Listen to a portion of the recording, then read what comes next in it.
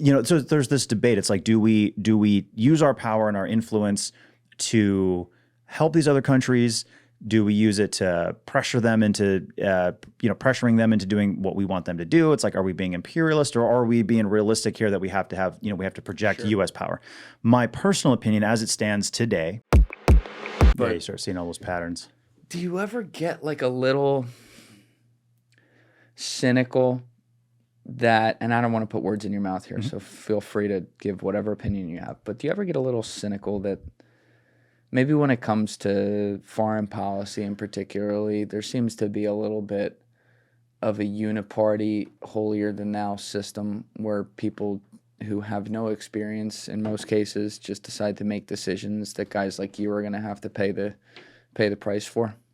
Yeah, so I think one of the interesting things about our governmental system, if you look at it, is if the president, let's just take the president for example. So the president, if he wants to do anything regarding policy in the United States, you got to go through the lower house, you got to go through the upper house, and it can also be challenged in the judiciary.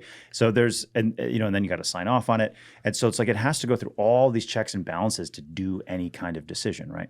When it comes to foreign policy, there's not nearly as many rules. The president can, for example, just say like, hey, we're going to leave Afghanistan in 5 minutes. And you're like, well, we need more than 5 minutes. And he's like, well, too bad. Get it done. You're down to 4.5 minutes now. Let's go. And one individual can make a decision like that. And I'm not sure what the solution is. If you necessarily should have Congress has to approve every single foreign policy decision. I'm not really sure what the solution is there. But that just goes to show, like, think about the absolute disaster that can happen on foreign policy, and that's what day-to-day life would be like if we lived under a king or under a monarchy or a dictator or whatever. And so that's one element of it. That I don't want to say there's too much power that the president has to make foreign policy decisions, because I'm not sure the solution is to run it through Congress. I don't know. I haven't thought about it enough. But I will say there's an American mentality because of just geography and culture and where we live, where we don't really think too much about the rest of the world. Like, so for example, if you're a European, you have a very similar culture to American culture, maybe a similar language, similar values, but you're hyper aware of all the other countries because you're so close and you're just surrounded by 50 other countries, right? And so your history and the way that you think about the world is entirely different. And the relevance of what happens in other countries is so different. And so when you're an American, a lot of us, we don't really think about it. You're like, well, who cares what happens in East Burma? Like, what does it have to do with me having dinner here tonight? And that's a tough question to answer directly, how it directly impacts people. But so there's that. There's sort of this indifference that we have kind of to the rest of the world. We think about, okay, Canada and Mexico. But it's just a cultural thing. It's not a nefarious thing. But then there's also this. The other side of the coin, though, is that because we are the most prosperous, powerful nation in the world, and I believe morally, I would say, morally superior in a lot of ways to these other dictatorships and these other systems. It's like, we're morally superior to China, we're morally superior to Russia, absolutely, and certainly like Burma and these places. And so there are, so there's this debate. It's like, do we use our power and our influence to help these other countries?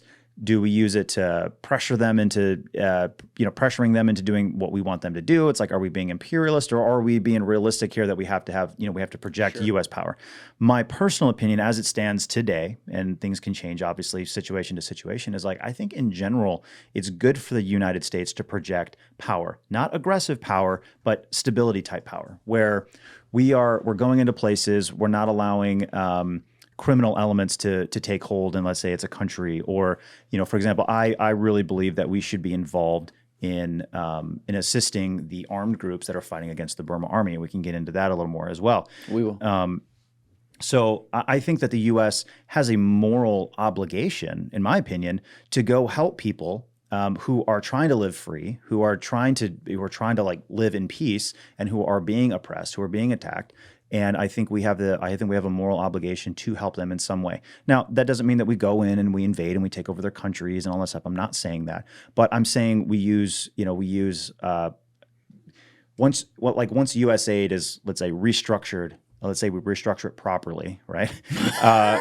but like the idea of like using a mechanism like that to invest and build up these other places, you can sow peace and prosperity in a lot of places. You don't need to put U.S. troops on the ground. It's good for America because it opens up a lot of economic opportunities for us, and it builds friendships and stability all across the world. And make no mistake, if you have so you might not want to be playing the game where you say like I don't even care. I don't care what Russia and China are doing. Like I don't care. Like who cares? It's like I'm not going to go hunt them. I'm not going to go fight them. It's like, well, dude, they're hunting you and they're coming for you whether you want to or not. Like whether you want to realize it or not. Like China and Russia like would love to see America fail. And They not absolutely would. not necessarily like aggressively just throwing a bomb at you either. I mean, you're talking about all the other ways that they do this quietly. Economics, we're talking Belt and Road Initiative, all this stuff. And then also comes back to Burma as well. So, like if you stick your head in the sand and you say like, well, I don't really care what happens overseas. It's like, dude, make no mistake, they're coming for you. Like China and Russia want to destroy us and want to see us. Again, like you said, it's not necessarily that they want to drop nuclear bombs on us. What they want to have happen is for us to become a weak power so they can continue to exert their influence all over the rest of the world, right? And so I think that we as Americans have a moral obligation to hold back those dark forces. And that sometimes means that you got to make friends and allies with people that you might not necessarily get along with, or you don't really like, hey, we're not super, hot on this. Or you might be now operating in a place that most Americans couldn't point out on a map. But it's like, this is important because we're trying to prevent a war, let's say 5 years from now, or we're trying to prevent these guys from enabling the Chinese to come in and build all their infrastructure, because now this place, like now we can't even work here. We can't be friends with these people. Maybe not friends, but we can't work in these locations because all the infrastructure, all the communications infrastructure is built by China, right? And so there's this long-term geopolitical game that we have to play. So my personal opinion is, I think each situation is different, each country is different, but I think we need to project our power in an effort to create stability and prevent the next war, or delay it as long as possible. All right, there's a lot on the bone here, and I do want to see this come back to Burma, because that's fascinating. That could be like a piece to this puzzle, a road map that gets to an estuary to the river, if you will. But you said a lot there, so let's bite these off.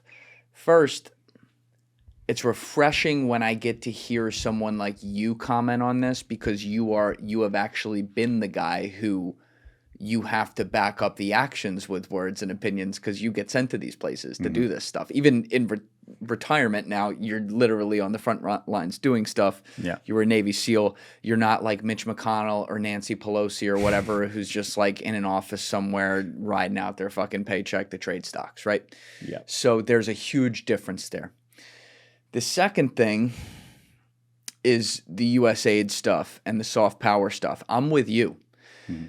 I see why it's so necessary.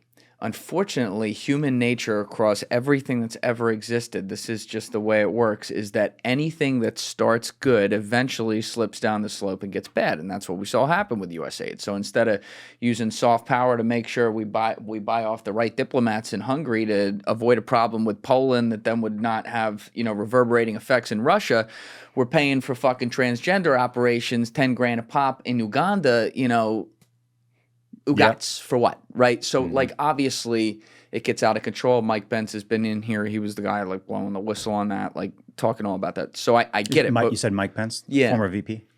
No, Mike Benz. Oh, Mike Benz. I thought this is Mike Pence. I was like, okay, I got you. Mike Pence. Gotcha. Where the fuck is Mike Pence these days? Haven't heard from that guy.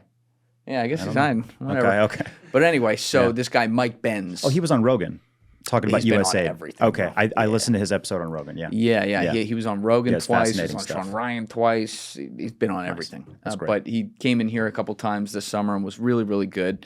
And like, he's with me too. He's been the one screaming about it, but he's like, I do think there's a space for something like a USAID. We just have to get control of it. But when you think about the reverberating effects, what you're getting at here, the main point that was standing out to me and what you just went through there is the line between military-industrial complex and isolationism. And I'm one of these guys where I need the answer right here. And what I mean by that is I don't like the military-industrial complex. You're saying war, war, war, BlackRock will rebuild. That's bullshit. And it's terrible. It gets us involved in stuff we shouldn't. People die in the middle of it. I don't even care if they're not from here. Like, these are people around the world, and that's how I view it. I get sick when I look at the numbers, and that's what they are, the numbers on the page. They get reported from Ukraine still, where people are just getting shot over what? You know what I mean? I think that's crazy. Thank you guys for checking out this clip. If you haven't already subscribed, please subscribe and hit the like button on this video. It is a huge, huge help. And if you'd like to check out this clip's full podcast episode, that link is in the description below or right here. And finally, you can follow me on Instagram and X by using the links in my description below.